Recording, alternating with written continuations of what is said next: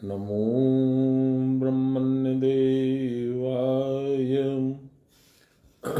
गो ब्राह्मण्यताय च जगद्विताय श्रीकृष्णाय गोविन्दाय नमो नमः।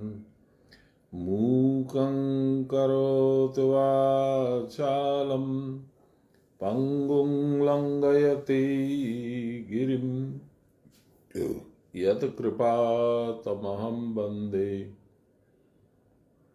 परमानन्दमाधवम्।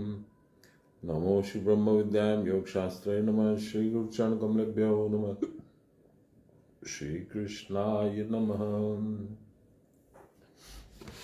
13वें अध्याय का 23वां श्लोक।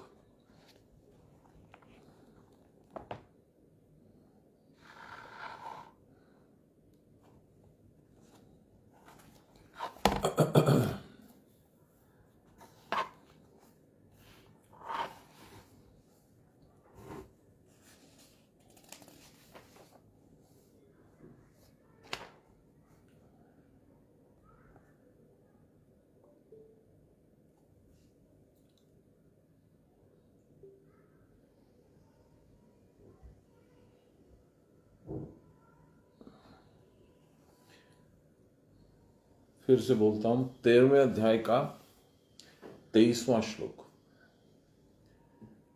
अब भगवान प्रकृति और पुरुष के सारे गुण, विकार सब बतलाने के बाद अब इसमें कह रहे हैं, य एवं वेत्ति पुरुषम प्रकृतिंच गुणे सह सर्वथा वर्तमानोऽपि न स भूयो अभिजायते। ऐसा व्यक्ति जो एवं वेत्ति पुरुषम प्रकृतिंच गुणे सह, प्रकृति और पुरुष दोनों को उनके गुणों सहित, चाहे वो विकार हो चाहे वो विभूति हो, वो उनका गुण है, वो ऐसा व्यक्ति सर्वथा वर्तमानोपि न स भूयो अभिजायते, उसका पुनर्जन्म नहीं होता है। भूयो माने फिर से, अभिजायते माने जन्मना। देखिए बाबा क्या बोलते हैं, जो इस प्रकार पुरुष को और गुणों के साथ प्रकृति को जानता है, क्योंकि पुरुष में तो गुण होता ही नहीं है, वह सब अवस्थाओं में वर्तमान होने पर भी पुनः जन्म ग्रहण नहीं करता। इस प्रकार उत्तम पुरुषों को जो जानता है, अर्थात देखता है, पंच तत्व मन बुद्धि अहंकार उत्तम मध्यम अधम गुण सब में वही ब्रह्म का अणुस्वरूप, यह सब समय पुरुष में न रहने पर भी पुनर्बार जन्म ग्रहण नहीं करता, तथा होकर भी वह नहीं होता, क्योंकि वह ब्रह्म स्वरूप हो गया, उसकी पुनरावृत्ति नहीं होती। प्रकृति के मूल आधार क्या है? पंच तत्व, मन बुद्धि अहंकार युक्त जीव प्रकृति। तो जीव प्रकृति जो है वही तो हम हैं, हम भी तो जीव प्रकृति ही हैं। तो जानेगा कौन? पुरुष को कौन जानेगा? हम ही को जानना है। इसलिए भगवान कह रहे हैं, पंच तत्व मन बुद्धि अहंकार से युक्त जीव प्रकृति जब उत्तम पुरुष को जानती है, तब उसे उन सबसे ब्रह्म का अणु दिख पड़ता है, सब में। तब कोई वस्तु ब्रह्म से पृथक नहीं जान पड़ती। शरीर प्राण मन बुद्धि के ज्ञाता रूप में जो साक्षी चैतन्य है, उसी की सत्ता के ऊपर इस विश्व प्रकृति का विकास निर्भर करता है। अतएव साक्षी चैतन्य के सिवा इनका स्वतंत्र अस्तित्व है ही नहीं। जिस साधक के मन प्राण साधना के द्वारा इस साक्षी चैतन्य के साथ मिलकर एक हो गए हैं, जैसा कि क्रिया की परावस्था में होता है, उस अवस्था से उतरने पर भी यदि उस अवस्था की स्मृति जागृत रहती है, तो उस साधक का पुनर्जन्म नहीं होता, क्योंकि उसको ब्रह्म का स्वरूप अवगत हो गया। आपको याद करा दूं, मेरा जो फेवरेट तुलसीदास का चौपाई, तुलसीदास की चौपाई है, विधि हरि शंभु नचावन हारा, को नहीं जानत मर्म तुहारा, और तुम ही को जानन वारा, जानत तुम ही होई जाई। ब्रह्म स्वरूप हो रह गया। ये जो ब्रह्म स्वरूप हो गया, कैसे हो गया? उनको जानकर, जानत तुम ही होई जाई। प्रकृति के कारण ही असीम काल खंड खंड प्रतीत होता है।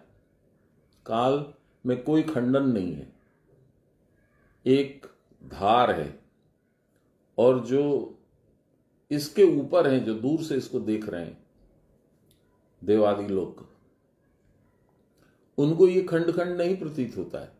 पास्ट, प्रेजेंट, फ्यूचर ऐसा नहीं लगता है, उनको एक लगता है।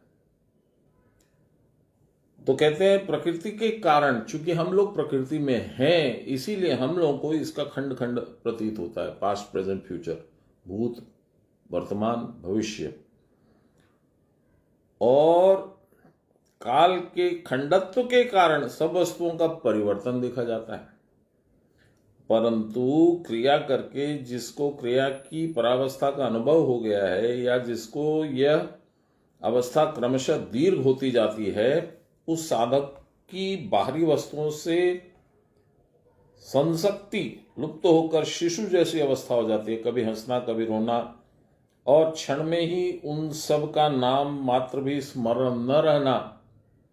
जो इस प्रकार के जीव उन्मुक्त हैं, उनके सामने काल का व्यवधान नहीं रहता। भूत भविष्यत नाम की कोई वस्तु ही नहीं रहती। इसीलिए देखिए, हम लोग यहाँ कहा जाता है जय महाकाल उज्जैन में, और अमृतसर में सरदार जी लोग बोलते हैं बोले सो निहाल, सत श्री अकाल। सिर्फ अकाल यानी त्रिकाल जो है, महादेव जो है, जो महाकाल के रूप में है, वही सत्य है।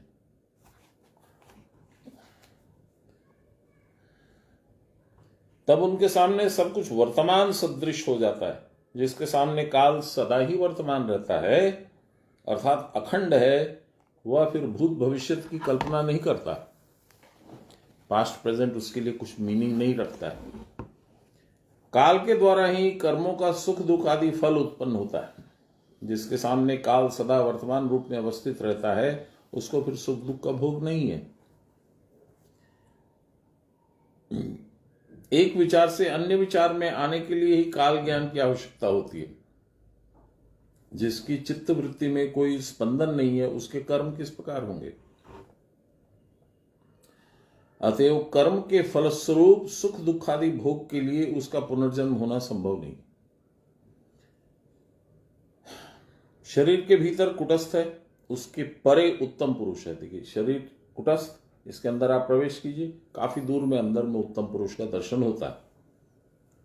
शरीर के भीतर कुटस्थ है, उसके परे उत्तम पुरुष है, जो परव्योम स्वरूप है। तब वह सर्वव्यापक है, अतएव सब मैं उसी के भीतर है।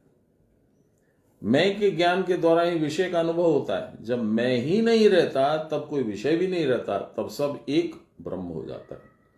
शरीर दृष्टि रहने पर ही साक्षी चैतन्य का पृथक पृथक रूप में अनुभव होता है।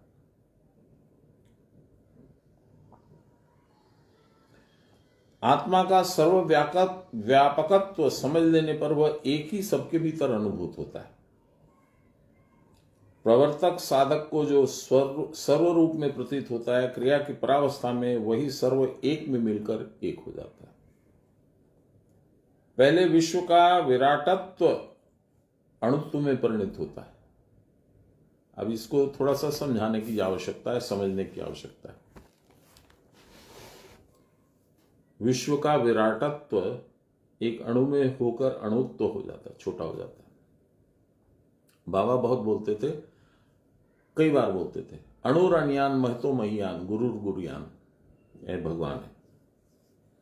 विराट से भी विराट, अणु से भी छोटे, गुरुओं के गुरु, ये भगवान है। अब आप देखिए, आपके अंदर जो बिंदु है वो ब्रह्म बिंदु है, वो ब्रह्म अणु है। कबीरदास जी क्या बोलते हैं? बिंदु समाना सिंधु में, वर्षा की बूंद गिरी समुद्र में, सो जाने सब कोई। सामान्य बात है, पानी जल राशि में एक बूंद पानी और गिरा और वो उस जल राशि का हिस्सा बन गया, इसमें कोई आश्चर्य की बात नहीं है। सिंधु पूरी की पूरी जल राशि समाना बिंदु में, उस छोटे से बिंदु में प्रविष्ट हो सकती है, जाने बिरला कोई। ये जो बिंदु है इसमें पूरा का पूरा ब्रह्मांड है। ये बिंदु कहाँ है? आपके कुटस्थ में। और आप कहाँ है? सारे ब्रह्मांड के एक बहुत क्षुद्र कोने में। विचित्र नहीं है। हमको याद आता है क्लास 8 में या क्लास 7 में एक पद था, शायद जयदेव का था, सारी बिच नारी है कि नारी बिच सारी है। पूरा कॉन्टेक्स्ट मुझे याद नहीं है, लेकिन साड़ी में नारी है या नारी में साड़ी है ये पता नहीं चलता। ये बिंदु में पूरा ब्रह्मांड है या पूरे ब्रह्मांड में हजारों लाखों करोड़ों बिंदु है? जी नहीं, एक ही बिंदु है। वो हर जगह है, इसलिए हम लोग को लगता है कि उसका बिंदु, उसका बिंदु, उसका बिंदु। नहीं। तो कबीरदास जी की बात को फिर से हम लोग सुने। बिंदु समाना सिंधु में, सो जाने सब कोई। सिंधु समाना बिंदु में, जाने बिरला कोई। ये कुटस्थ में आप देखोगे तभी आप समझ पाओगे। बहुत विचित्र है, लेकिन है।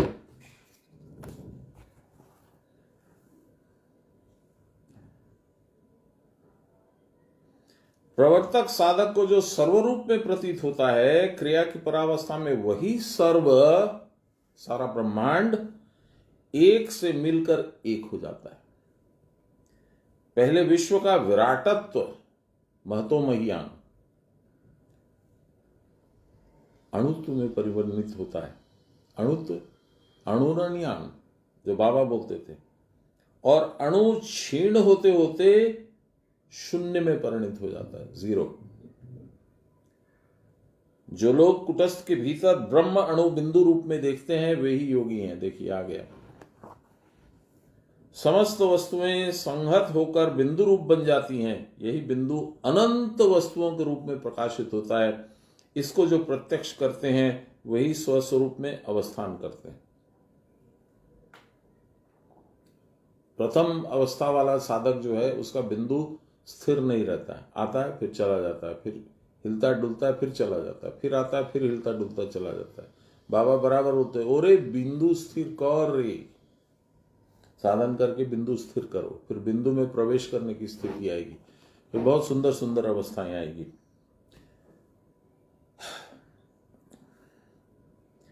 देख लीजिए, लिखा भी है, समस्त वस्तुएं संग्रहित होकर बिंदु रूप बनती हैं, वही बिंदु अनंत वस्तुओं के रूप में प्रकाशित होता है। इसको जो प्रत्यक्ष करते हैं वही स्वस्वरूप में अवस्थान करते हैं।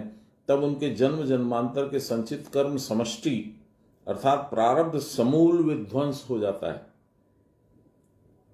तब साधक के ज्ञान चक्षु के सामने एक ब्रह्म के सिवा और कुछ वर्तमान नहीं रहता। पश्चात एक कहने के लिए भी कोई नहीं रह जाता। परमात्मा वस्तुतः एक और अद्वितीय है, जो माया के प्रभाव से अनेक सा प्रतीत हो रहा है।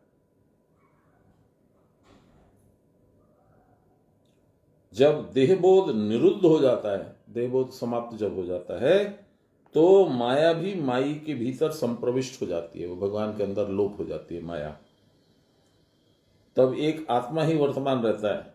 क्यों? माया भगवान के अंदर अंतर्निहित क्यों हो जाती है? इसलिए कि जब तक क्षेत्र रूपी माया का क्रीड़ा स्थल, Eden gardens for playing cricket हमारा शरीर है, अब ये शरीर है ही नहीं, तो क्रिकेट मैच कहां होगा? तो सब अपने अपने पेविलियन से लौट के अपने अपने होटल में चले जाते हैं। माया भी अपने होटल में चली जाते हैं, भगवान के घर में रहती है, भगवान के हृदय में रहती है, और ये खेल बंद हो जाता है। No match, match cancelled.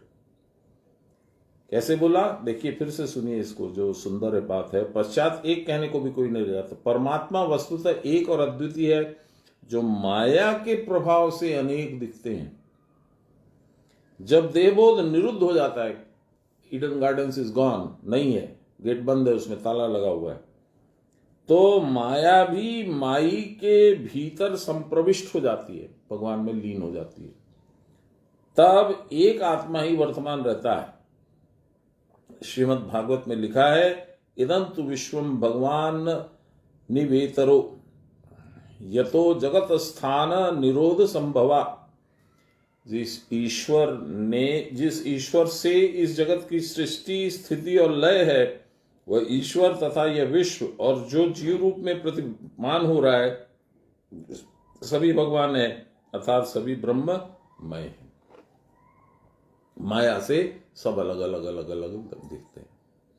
जब आप भगवान के साथ एक हो गए, तो ये जो क्रीड़ा स्थल है शरीर रूपी, जिसको क्षेत्र कहते हैं, जिसको शरीर कहते हैं, इस शरीर में ही त्रिगुण है, इस शरीर में माया का खेल है। इसीलिए भगवान कृष्ण अपने सुदर्शन चक्र से गला काट देते हैं। सुदर्शन क्या मतलब? अखंड मंडलाकारम व्याप्तम येन चराचरम तत्पदम दर्शितम येन तस्मै श्री गुरवे नमः। यही है सुदर्शन चक्र, अखंड मंडलाकार रूप भगवान का, जिस इतना सुंदर है वो रूप कि उसको देखने से देहबोध नष्ट हो जाता है। इसीलिए गला काटने की अनुभूति ये सिंबॉलिक है। भगवान कोई असैसिन फॉर हायर नहीं है, मर्सनरी नहीं है कि आप बुलाएंगे आपका उसका शत्रु का गला काट देगा ना। भगवान सब पे कृपा करके देह आत्मबोध नष्ट करते हैं, तभी तो आप उनसे मिलोगे।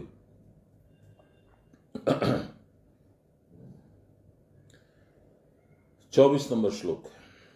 ध्यानेनात्मनि पश्यन्ति केचिदात्मानमनात्मना अन्ये सांख्येव योगेन कर्मयोगेन चापरे। कोई कोई ध्यान के द्वारा बुद्धि के अभ्यंतर आत्मा को दर्शन करते हैं, और दूसरे कोई कोई सांख्य योग के द्वारा और दूसरे कोई कोई कर्म योग के द्वारा आत्मदर्शन करते हैं।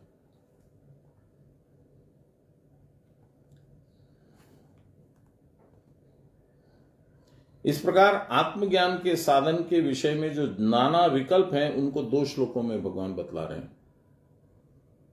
ध्यान अर्थात आत्माकार प्रत्यय की आवृत्ति के द्वारा आत्मनि देह में आत्मना, मन के द्वारा कोई कोई आत्मा का दर्शन करते हैं।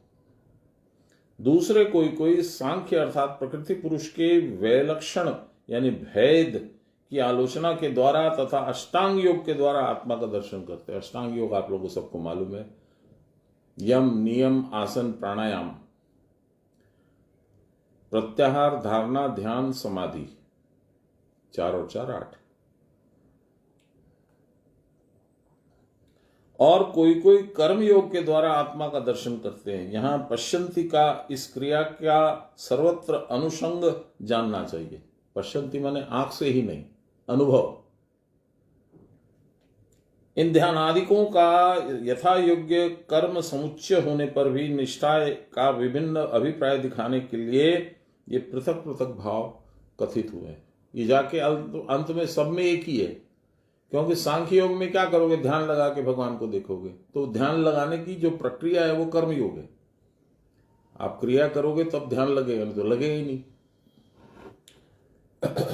आध्यात्मिक व्याख्या लाहिरी मां से बोल रहे हैं, 5-6 लाइन में बोले हैं। 1728 बार प्राणायाम करने पर आत्मा निर्मल ब्रह्म स्वरूप अणु दिखने में आता है।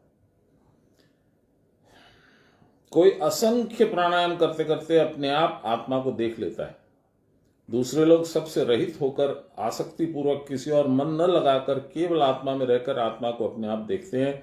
इसको सांख्य योग कहते हैं। ये कुटस्थ दर्शन के जैसा है, ध्यान लगा के बैठने के जैसा है। ये पहली क्रिया का भी एक प्रारूप है। इसका भी तात्पर्य यह क्रिया ही है, लीजिए आ गया। दूसरे लोग फलाकांक्षा रहित होकर धारणा ध्यान समाधि युक्त होकर यह क्रिया करके जो गुरुवक्त गम्य है उस आत्मा को अपने आप देखते हैं। सब एक ही है। ऑल रोड्स लीड टू रोम। बाहरी विषय इंद्रिय द्वारों के द्वारा मन में आते हैं और इंद्रियों की सहायता से ही प्रकाशित होकर वासना रूप से हृदय में प्रविष्ट हो जाते हैं।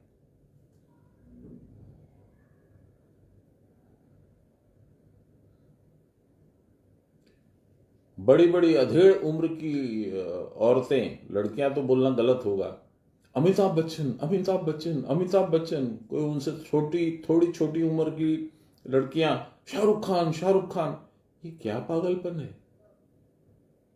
ये बाहरी विषय इंद्रियों के द्वारा मन में आते हैं, आंख के द्वारा आए, कान के द्वारा उनका डायलॉग सुने, आज खुश तो बहुत होगी तुम, आई अमिताभ बच्चन। अरे कहां फंसे हो?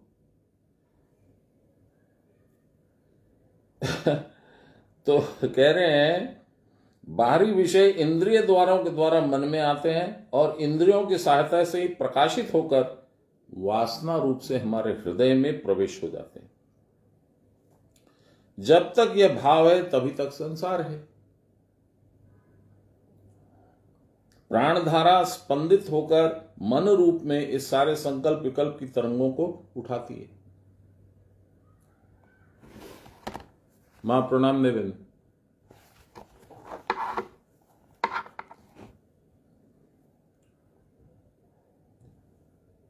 यही जीव भाव है।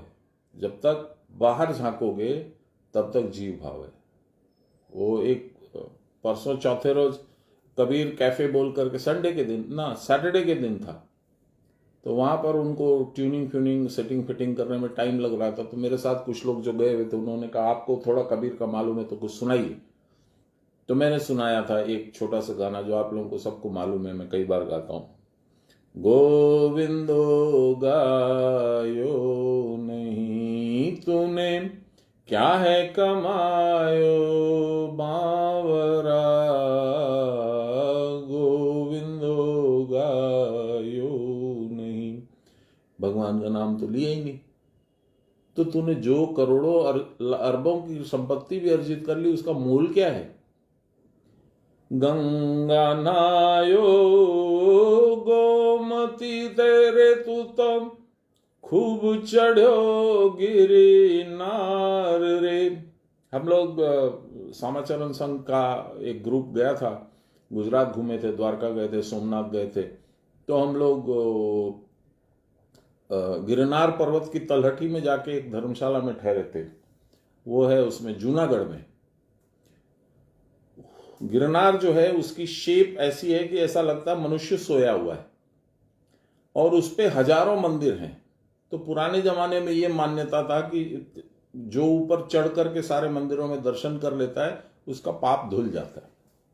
गंगा में स्नान करने का भी वही है, गोमती में स्नान करने का भी वही है। तो इस गीत में कहते हैं कबीर जी, गंगा नायो गोमती रे तू तो, खूब चढ़ो गिरी नार रे, चढ़ चौबारे झांकरियो तू, नहीं तू आयो पास रे, गोविंदो गायो नहीं। क्या मतलब? शरीर का चौबारा यानी बरांडा यानी छज्जा क्या है? आपकी आंखें।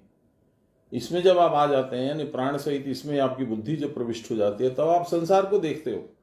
नहीं तो आए पास रे, भगवान का नाम भूल जाते हैं, भगवान के पास जाना भूल जाते हैं। वही यहां हो रहा है। बाहरी विषय इंद्रियों के द्वारों के द्वारा मन में आते हैं और इंद्रियों की सहायता से प्रकाशित होकर वासना रूप से हृदय में प्रविष्ट हो जाते हैं। जब यह भाव जब तक है तब तक संसार है। प्राणधारा स्पंदित होकर मन रूप से इन सारे संसार विकल्पों की तरंगों को उठाती है, ये उठता बैठता है। यही जीव भाव है। इसी प्रकार जीव का संसार भाव स्फुटित होता है, परंतु आत्मा के भीतर तरंगों का उच्छ्वास नहीं है। जहां आत्मा है वहां इस तरह की कोई तरंग नहीं है, इस तरह का संसार भाव नहीं है। बाहर नहीं देखते हो, इंद्रियां निष्क्रिय, बहुत सारे ये सब प्रभाव हैं। जिस प्रकार सूर्य से किरण राशि उत्पन्न होकर विश्व में बिखर जाती है, उसी प्रकार आत्मा चंचल होकर प्राण रूप में इस विश्व संसार को उत्पन्न करता है। और वासना के सहयोग से उसके साथ युक्त होकर केवल संसार तरंगों का ही अवलोकन करता रहता है। चढ़ चौबारे झांक रहो तुम, नहीं तुम आयो पास रे। भगवान के पास नहीं आया, मेरे पास नहीं आया, तू बाहर झांकता रहा। जब भाग्यवश गुरु की कृपा से यह संसार चांचल्य उसको क्लिष्ट बोध होता है, उसमें तकलीफ होने लगती है, तब तरंगाकार मनोवृत्तियां अपने केंद्र की ओर दौड़ती हैं। केंद्र क्या है? आत्मा, मन। जब वासना समूह का क्या लिखा है, आत्मतंत्र में पहुंचकर शांत हो जाते हैं, तब चंचल प्राण अव्यक्त शांत प्राण में मिलकर एक आत्माकार भाव से भावित हो जाता है। ये बहुत मुश्किल है।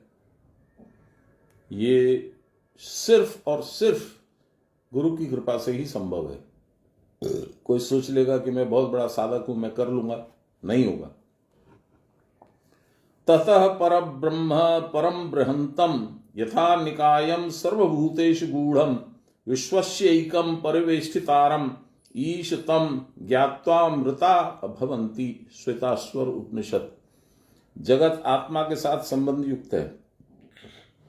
उसकी भी अपेक्षा जो श्रेष्ठ है वह कारण रूप में जगत प्रपंच के भीतर ही वर्तमान रहता है तथा उस जगतात्मक विराट पुरुष के अतीत है, अर्थात हिरण्यगर्भ रूपी ब्रह्मा की अपेक्षा भी उत्तम है। नेचुरली हिरण्यगर्भ रूपी ब्रह्मा, आप जानते हैं ब्रह्मा की पूजा नहीं होती है। राक्षस लोग ब्रह्मा को ही रिझाते हैं, उनको सब कुछ चाहिए संसार का।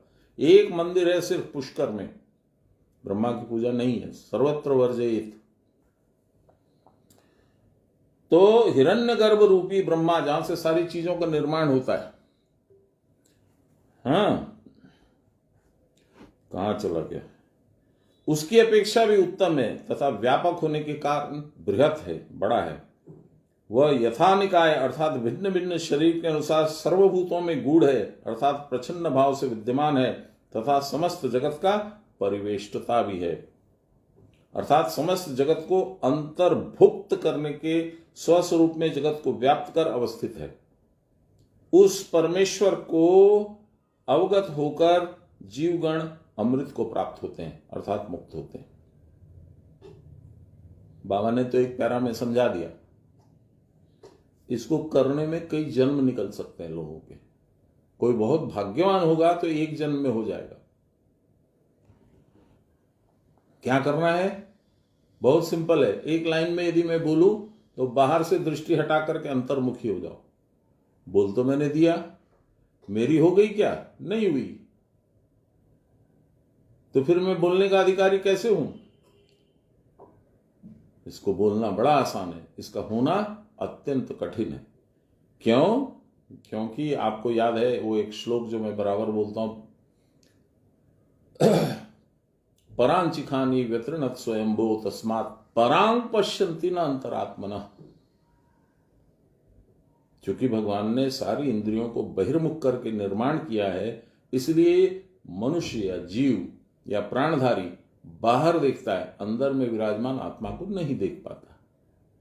और दैट इज द विडंबना। आपको ये माया की शक्ति के साथ लड़कर और उसको हराकर अंतर्मुखी होना होगा। यानी आंख को अंदर देखो, कान से अंदर सुनो, जिह्वा से अंदर करो, घ्राण भी अंदर की लो, सांस भी अंदर। कबीरदास जी ने भी बहुत सुंदर बोला है। क्या बोला है कबीरदास जी को, आपको याद है इस लाइन पे? योगी हुआ और झक लगी, झक माने जिद, जोगी हुआ और झक लगी और मिट गई खींचातान रस्सा कस्सी। भगवान की तरफ जाऊं कि संसार की तरफ जाऊं? क्योंकि संसार की टान बड़ी प्रबल है, आसान नहीं है। तो कबीरदास जी कहते हैं जोगी हुआ और झक लगी और मिट गई खींचातान। अब जब मैंने निश्चित कर लिया कि भगवान की तरफ जाऊंगा, योगी होऊंगा, उनसे जुड़ूंगा, तो मेरी खींचातान मिट गई, रस्सा कस्सी बंद।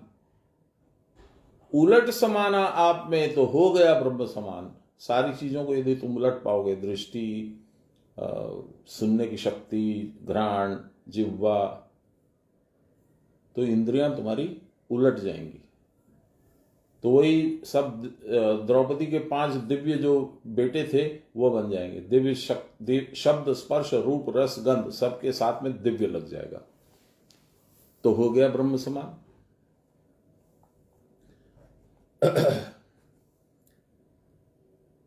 उस परमेश्वर से अवगत होकर जीवगण अमृत को प्राप्त करते हैं, ब्रह्म समान हो गए, अर्थात मुक्त हो जाते हैं।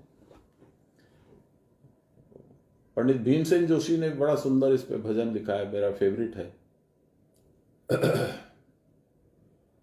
उन्होंने लिखा है, रे मन मूरख जन्म गवायो, रे मन मूरख जन्म गमायो, कर अभिमान विषय सो राचो, नाम शरण नहीं आयो, रे मन मूरख जन्म गवायो, रे मन मूरख जन्म गवायो।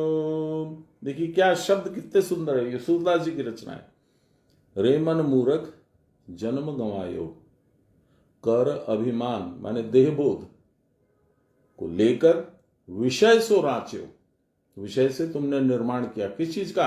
तुम्हारे अपने संसार का। मैं हूं तो मेरी पत्नी है, हम दोनों हैं तो हमारे बच्चे हैं, और हम सब हैं तो हमारा घर है, मकान है, दुकान है, बैंक बैलेंस है, कैश बैलेंस है, गाड़ी है, घोड़ा है, नौकर है, चाकर है, हो गया ना संसार। कर अभिमान विषय सो राच्यो, नाम शरण नहीं आयो, भगवान के नाम लेकर के उनकी शरण में नहीं आया। ये संसार फूल सेमर को, सेमर का फूल होता है रुई का, ये संसार फूल सेमर को, सुंदर देख लुभायो, चाखन लाग्यो रुई उड़ी गई, चाखन लाग्यो रुई उड़ी गई, हाथ कछु नहीं आयो, रे मन मूरख जन्म गवायो, रे मन मूरख जन्म गवायो। 3-4 इंच लंबा उसका फूल होता है, एकदम चटक लाल, बड़ा सुंदर दिखता है दूर से। सेमल फूल मेरे सेमल का गाछ बहुत लंबा होता है, मेरे मकान में 2 हैं धनबाद में। और होता क्या है, उसकी जब सीजन आती है तो चिड़िया उस पर इकट्ठी हो जाती है। जब वो फूल वूल सब फल जाता है तो चिड़िया सब इकट्ठी हो जाती है, चोंच मार मार के उसको फूल को खाना चाहती है। और जैसे ही वो फूल को चोंच मारती है वो खुलता है और उसमें से रुई निकल करके हवा के साथ बह जाती है। हाथ कछु नहीं आयो, यही तो संसार है। किस चीज में मुग्ध हो रहे हो? जो तुम्हारा असली तुम है, जो तुम्हारा असली तुम्हारा है, उसको तो भूल गए हो। चलिए, उस परम पुरुष को कैसे प्राप्त कर सकते हैं? त्रिणिपादा विचक्र में विष्णोर गोप अवदाभ्याम अतो धर्माणि धारयन, ऋग्वेद। इड़ा पिंगला सुषुम्ना त्रिणिपादा, 3 पद। ये कितनी सुंदर बात है। देखिए, जो वामन अवतार हुआ था भगवान का, यही 3 पद का खेला है। वो जो गए थे राजा बलि के पास, बोले हमको 3 पद जमीन चाहिए। बोले महाराज ऐसे ही आप छोटे हो, 3 पद जमीन कितनी होगी, और कुछ मांग लो। बोला नहीं, मुझको इतना ही चाहिए। जब उसने गंगा जल हाथ में लेके संकल्प किया तो शुक्राचार्य घुस गए उसके कमंडलू में, जिससे कि जल न निकले। तो बाली ने एक तिनका लेकर के ऐसे ऐसे खोचा तो शुक्राचार्य की एक आंख फूट गई, काने हो गए। उसने जल लिया और संकल्प कर लिया। संकल्प कर लिया, उसके बाद बोला नापिए आप। अब नापिए, 2 डग में ईड़ा और पिंगला, इस 2 डग में उसने पूरा संसार, तीनों लोक नाप लिए भगवान ने। संसार इन्हीं दो डग से है, 2 ईड़ा और पिंगला से संसार प्रकट होता है, उसको नाप लिया। अब भगवान विराट रूप हो गए, चांद तारा के ऊपर चले गए, उनके पैर अभी धरती पे हैं। उन्होंने कहा कि अब तो तुम फेल हो गए बलि, पूरा जितना तुम्हारा साम्राज्य था उससे भी इतना ज्यादा मैंने नाप लिया है, अब तीसरा चरण कहां रखूं। बलि जो है, भक्त में ऐसी बुद्धि आ जाती है, भगवान ही देते हैं। कहा महाराज यहां रखो मेरे सिर पे। भगवान ने उसके सिर पे रखा, सुषुम्ना जागृत हो गई। भगवान का भक्त तो था ही, मुक्त भी हो गया। भगवान उसके चाकर बनने को तैयार हो गए। यही है ये जो लिखा है ना, त्रिणिपादा विचक्र में विष्णुर गोप पदाभ्याम अतो धर्माणि धार्यम। ईड़ा पिंगला सुषुम्ना से 3 पद हैं। 2.5 दंड वाम में, 2.5 दंड दक्षिण में और किंचित काल मध्य मार्ग में श्वास बहता है। दंड एक समय की गणना है। दंड, क्षण, पल, अतिपल इत्यादि ये सब गणना है। इससे ही संसार चक्र का प्रवाह चलता है। इस अनंत काल चक्र की गति को स्थिर करने पर ही विष्णु का परम पद प्राप्त किया जा सकता है। वाम और दक्षिण अर्थात ईड़ा और पिंगला की गति क्रिया के द्वारा स्थिर होकर जब सुषुम्ना में प्रवेश करती है तब स्थिरत्व पद का लाभ होता है। क्रिया की परावस्था में यह स्थिति धृत होती है। यह स्थिरत्व ही प्रकृत धर्म है। आप लोगों को कल भी मैंने बोला था, आज फिर रिपीट करता हूं। बाबा ने कहा था, किसी ने पूछा था, जिज्ञासा थी कि आप लोग किसकी पूजा करते हैं, आपनारा किसेर पूजो करें। बाबा ने कहा था, आमरा स्थिरोत्तर पूजो करी। मुझे तो कुछ समझ में नहीं आया, जो पूछने वाला था उसको भी नहीं समझ में आया। वो अच्छा हाँ, वो ज्ञानी बन करके और मूर्ख रह करके और चला गया, अपनी कुर्सी पे बैठ गया, उसके पल्ले कुछ नहीं पड़ा। मेरे पल्ले भी बहुत उनकी कृपा हुई तो थोड़ा सा पड़ा है। स्थिरत्व ही भगवान है, चंचलत्व ही संसार है।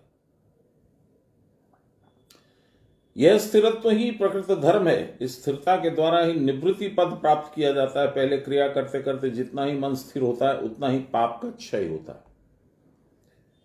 समस्त पापों का क्षय होने पर मन में मन डूब जाता है और इस शरीर का अधिपति जो ब्रह्म है उसके साथ युक्त हो जाता है। कौन? मन। उस योग त्वक्त अवस्था में ही सर्वत्र समभाव होता है। हृदय सुंदर होता है, अर्थात उस हृदय में कोई ग्लानि या मल नहीं रहता। मल किसको कहते हैं? मल कहते हैं आसक्ति को।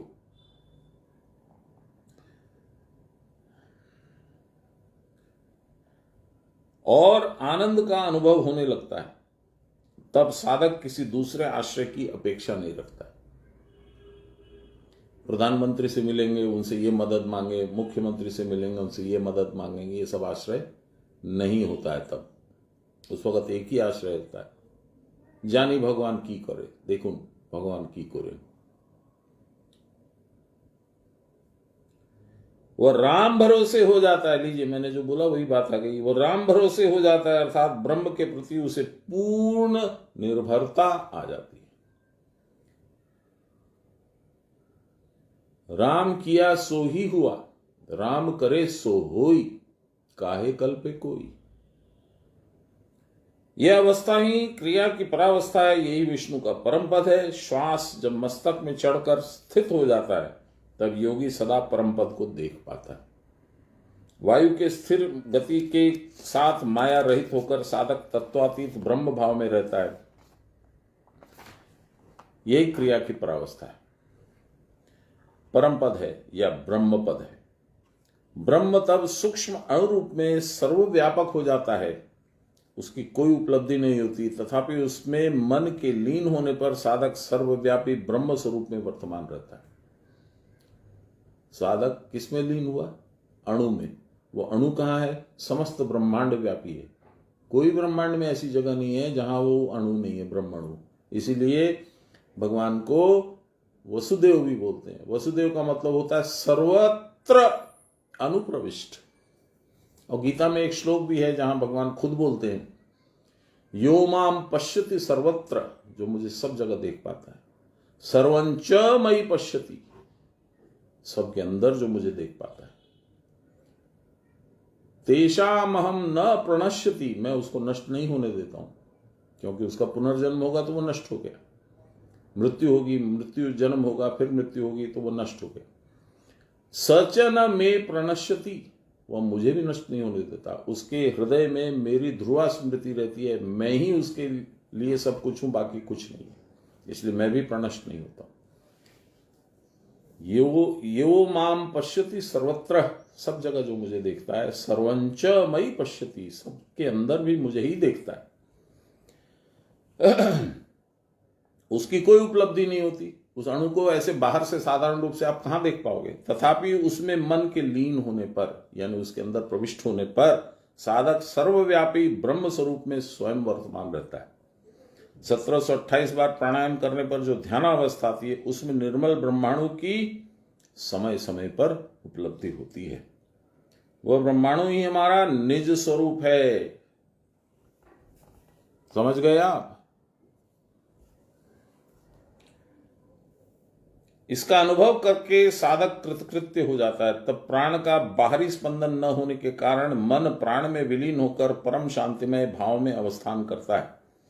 इस अवस्था में मन का समस्त विजातीय प्रत्यय प्रवाह विरुद्ध हो जाता है। विजातीय, विगत हो गई जिसकी जाति। मन की जाति क्या है? ब्रह्म के साथ एक रहना।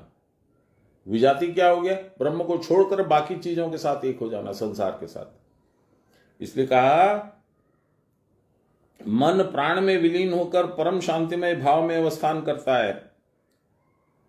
ये प्राण का बाह्य स्पंदन न होने के कारण मन प्राण में विलीन होकर परम शांतिमय भाव में अवस्थान करता है। इस अवस्था में मन का समस्त विजातीय, विगत हो गई जिसकी अपनी जाति, उसका प्रत्यय प्रवाह विरुद्ध हो जाता है। उल्टा प्रवाह जो संसार के तरफ प्रवाह है वो बंद हो जाता है। वह समरस भाव अर्थात ज्ञान धारा तैल धारा के समान अविच्छिन्न भाव से प्रवाहित होती है। अविच्छिन्न, जिसमें स्पटरिंग नहीं होती, बूंद बूंद अलग अलग नहीं छिटकती है। हम लोग ज्यादा जोर से नल खोल देते हैं तो पानी इधर उधर छिटकता है। तेल धारा एकदम स्मूथ चलती है। इसीलिए कहा तैल धारा के समान अविच्छिन्न भाव से प्रवाहित होती है। यही है ध्यान के द्वारा आत्म साक्षात्कार। क्रिया की परावस्था में जिस परम स्थिर या ब्रह्म भाव की उपलब्धि होती है वह ब्रह्म ही सबका आधार है। उसमें रहने पर परमानंद का बोध होता है। एक अखंड ब्रह्म बोध के द्वारा समस्त बोध आच्छादित हो जाते हैं। Good music, good site, good picture, good game, good food सब गायब हो जाते हैं और अन्य जो कुछ भी है वह सब ब्रह्म में ही लीन हो जाता है। उपयुक्त साधना के तथा उसके पश्चात अन्यान्य साधनाओं का जो क्रम है उन सबको एक साथ आरंभ कर सकते हैं। इससे निरोधावस्था अपेक्षाकृत सहज लभ्य हो जाएगी। दीर्घ काल तक, दीर्घ क्षण पर्यंत क्रिया का अभ्यास करने के फलस्वरूप क्रिया की परावस्था, जिसको ध्यान योग कहते हैं, प्रकटित होती है। जो लोग साधन करते हैं उन्होंने अनुभव किया होगा। किसी दिन 12 करते हैं तो क्या होता है, 36 तक जाते हैं तो क्या होता है, 36 के ऊपर जाते हैं 60-70 तक तब क्या होता है, 144 जाते हैं तब क्या होता है। ये सब आप लोगों ने अनुभव किया होगा, इसलिए मेरे बोलने का कुछ है नहीं।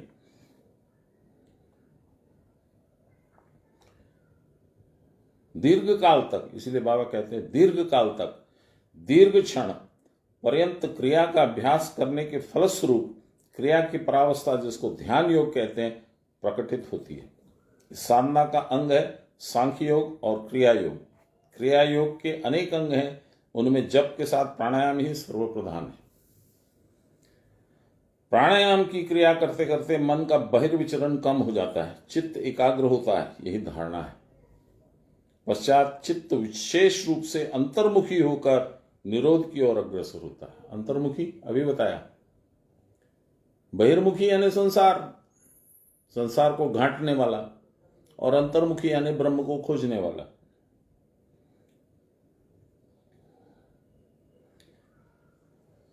फिर से पढ़ता हूं। इसके बाद ध्यान गंभीरता पूर्वक होने पर चित्त की एकाग्रता पराकाष्ठा को प्राप्त करती है, द लिमिट। तब मन निरुद्ध हो जाता है, इसी का नाम समाधि है। प्राणायाम की साधना से चित्त जितना ही चिंता शून्य होता है, उतनी ही सत्व शुद्धि होने से मन अंतर्मुख होकर आत्मस्थ हो जाता है, आत्मा में प्रवेश कर जाता है। मन का वास्तविक निवास स्थल है आत्मा, यानी ब्रह्म। प्राण की चंचलता से मन अलग निकल आता है और आत्मा को भूल जाता है। जैसे हम लोग बच्चों को फॉरेन भेजते हैं पढ़ने के लिए, हमारे अंग हैं, निकलते हैं, बाहर चले जाते हैं, भूल जाते हैं माँ बाप को, फिर माँ बाप भार होने लगते हैं। ऐसे ही मन जब विशेष चंचल हो जाता है, मन जब आग्रही हो जाता है, संसार आसक्त हो जाता है, तब वह अपने माँ बाप को भूल जाता है। फिर घर आता है, माँ को उल्टा सीधा समझा के, बाप को उल्टा सीधा समझा के मकान भी बेच देता है। दिल्ली में मकानों की कीमत 400-500 करोड़ रुपया ऐसे जा चुकी है, तो उसमें आराम भी मिलता है। हम भी वही करते हैं। हम सोचते हैं कि बच्चे करते हैं, नहीं, हम भी वही करते हैं। हम अपने माँ बाप, आत्मा को, ब्रह्म को छोड़ करके संसार खरीदने निकले हैं। हमारी जो अपनी पूंजी है उसको बेच देते हैं और उसी में लग जाते हैं। चिंतन के द्वारा भगवान में सर्व कर्म अर्पण करके नियमित कर्तव्य कर्मों का जो अनुष्ठान है वही कर्म योग है। पूर्वोक्त प्राणायाम आदि क्रिया योग भी कर्म योग है। सांख्य और ध्यान योग क्या है तब? सांख्य और ध्यान योग विचार युक्त ज्ञान योग ही सांख्य योग है, परंतु केवल मौखिक विचार लिए रहने से प्रकृत ज्ञान उत्पन्न नहीं होता। अष्टांग योगाभ्यास में रत होकर क्रियावान साधक आत्मा के द्वारा आत्मा का दर्शन करता है। देखिए, मैंने कहा था कि सारे एक ही हैं, अलग अलग उनका रूप है, अलग अलग स्टार्टिंग पॉइंट है, अलग अलग प्रक्रियाएं हैं, पर गंतव्य सबका एक ही जगह जाके मिलना है, भगवत दर्शन, आत्मदर्शन, ब्रह्म दर्शन। उसमें भी प्राणायाम की आवश्यकता है। सांख्य और ध्यान योग में भी प्राणायाम की आवश्यकता है। योगी लोग जानते हैं, साधक पहले योनि मुद्रा के द्वारा शरीरस्थ आत्मज्योति का दर्शन करता है। क्रमशः श्रद्धा और अभ्यास पटुता के द्वारा ज्योति के अंतर्गत कुटस्थ के भीतर उत्तम पुरुष नारायण का दर्शन प्राप्त करता है।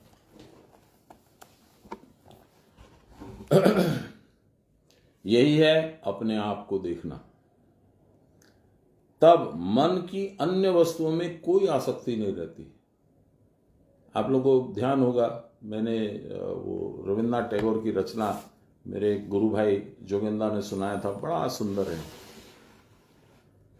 उसकी लास्ट स्टैंजा खाली गाता हूँ कि मैंने भिक्षाटन किया, मैंने ये कमाया, वो कमाया, जब भी मैंने कमाया मेरी झोली भरी, तुम कहीं से आ गए और मेरी झोली जो है वो लूट के ले गए।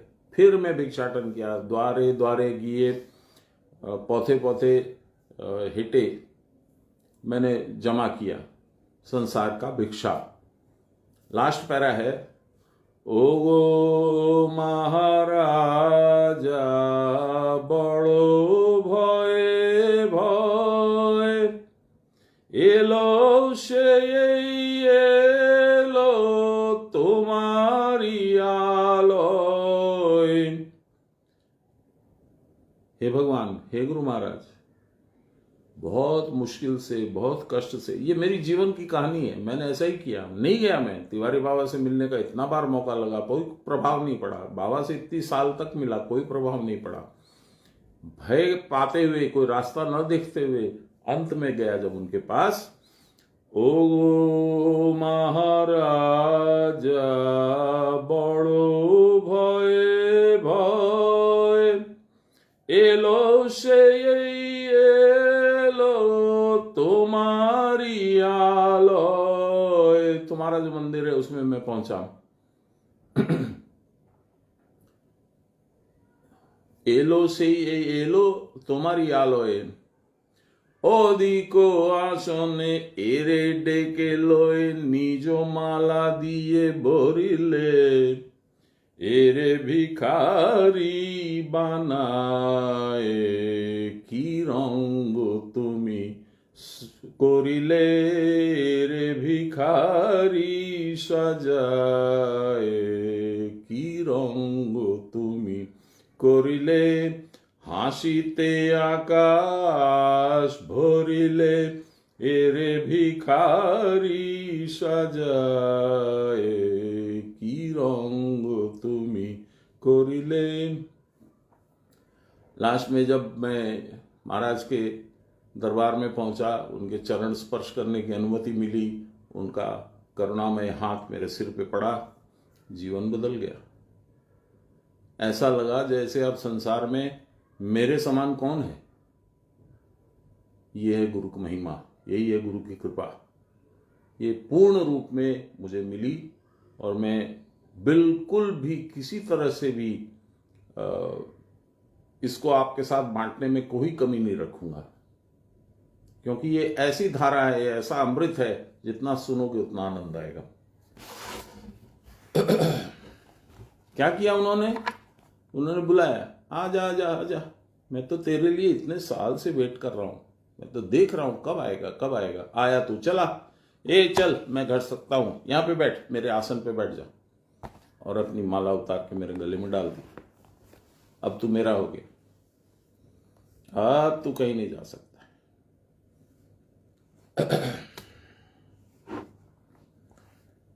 विचार युक्त ज्ञान योगी सांख्य योग है, परंतु केवल मौखिक विचार करने से प्रकृति ज्ञान उत्पन्न नहीं होता। अष्टांग योगाभ्यास में रत होकर क्रियावान साधक आत्मा के द्वारा आत्मा का दर्शन करते हैं। कौन दर्शन करता है? आप नहीं करते। आत्मा का जब दर्शन होता है तो आप नाम की कोई चीज नहीं है, देह है नहीं, बुद्धि है नहीं, हृदय है नहीं, दृष्टि है नहीं, कान नहीं काम करते हैं, तो कौन दर्शन करता है? आत्मा आत्मा का दर्शन करती है। आपके अंदर जो मेरा मैं है, जो ओरिजिनल मैं है, वह उस विराट मैं का दर्शन करती है। इसीलिए देखिए, एक एक शब्द में भरपूर मतलब है।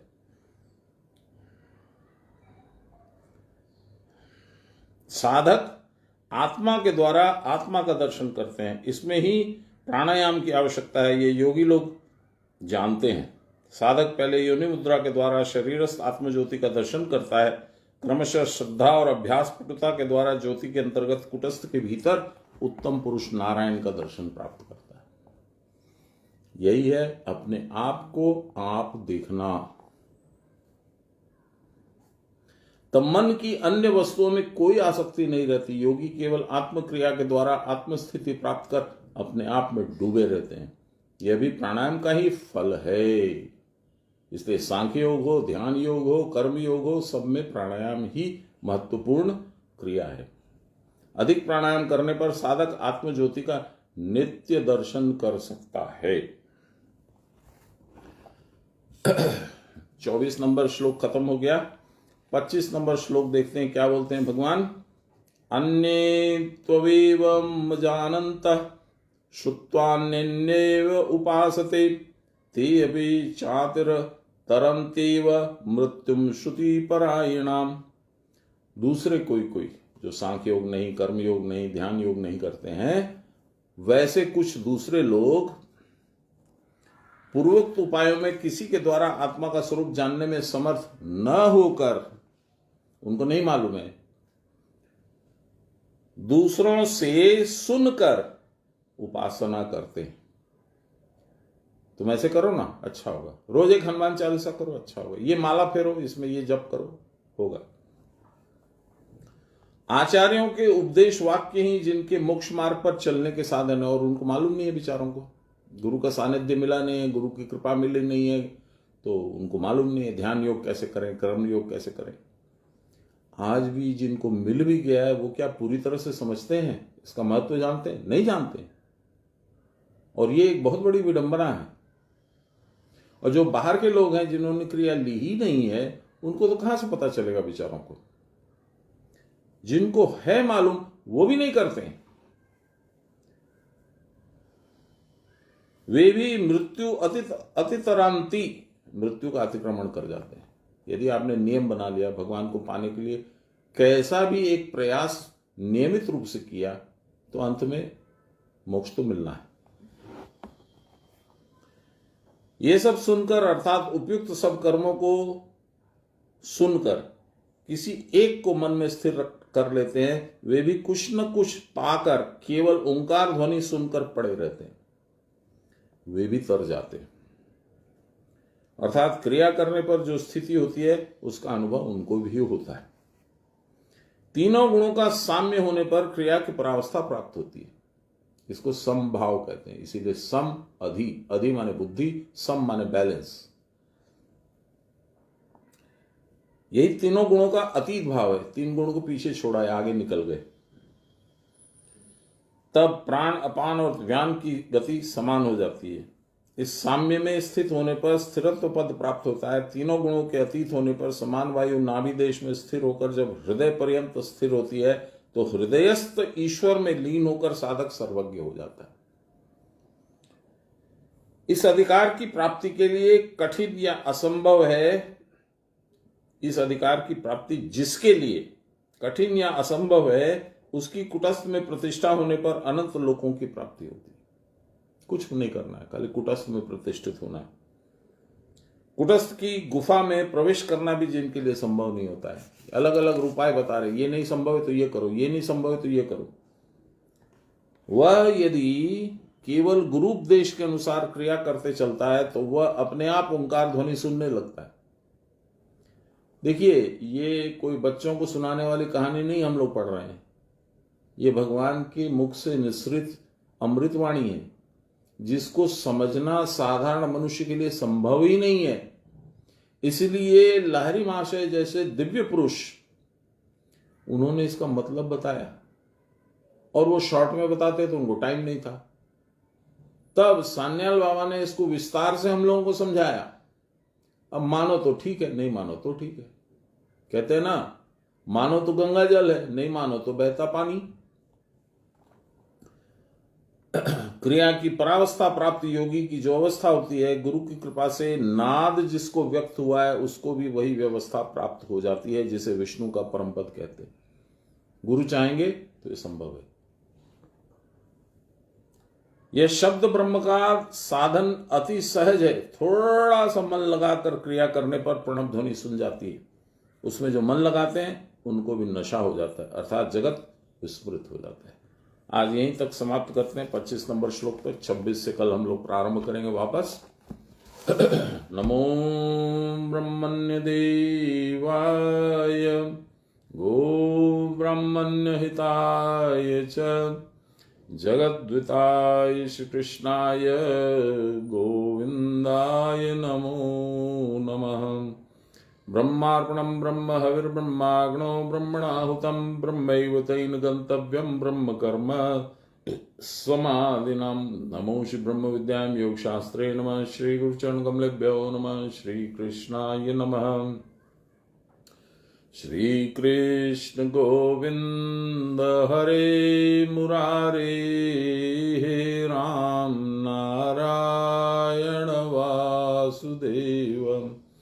श्री गुरु चैतन्य हे आत्मदेव, हे मात दुर्गे हर विश्वनाथ। सर्वे भवन्तु सुखिनः, सर्वे सन्तु निरामया, सर्वे भद्राणि पश्यन्तु मा कश्चित् दुःखभाग् भवेत्। असतो मा सद्गमय, तमसो मा ज्योतिर्गमय, मृत्योर्मामृतं गमय। आविराविमहीधि रुद्रयत्ते दक्षिणां मुखं, तेन मां पाहि नित्यं। रुद्रयत्ते दक्षिणां मुखं, तेन मां पाहि नित्यं। बोलिए प्रेम से गुरु महाराज की जय, परम गुरुदेव की जय, परात्पर गुरुदेव की जय, परमेष्टि गुरुदेव की जय, गुरु माता की जय, सब संतन की जय, सब भक्तन की जय, सब देवन की जय। हर हर कल मिलते हैं। जय गुरु।